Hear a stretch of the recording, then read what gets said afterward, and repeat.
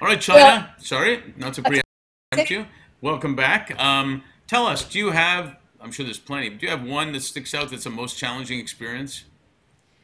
so it would be easy to say, the time I led the turnaround of this branch office or the time I led the turnaround of this whole company. But the truth is, the most challenging experiences I've had as a leader, I'm sure that anybody's had as a leader, are when it's not going well with one of your direct reports, and it ought to be, and it's not. I haven't had a lot of these situations, but two really stick out in my mind of at different organizations at different times in my career where I had just the most outstanding, wonderful person in a job and they weren't performing and we couldn't get it right, which led ultimately to having to make termination decisions.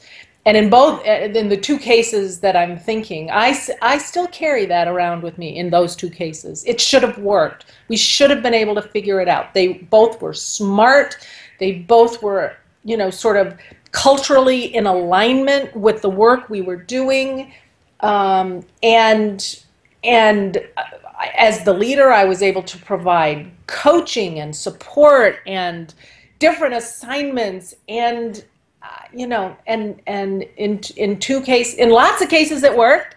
Right. In two cases it didn't. And the level of sort of personal pain I had in both of those situations as they had to exit the organization. And I knew what that meant for their families because I knew their families.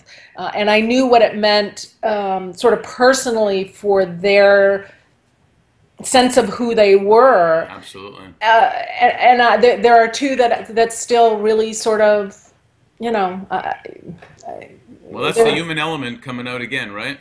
yeah, exactly, exactly. No, it's a tough feeling, and I appreciate you sharing that.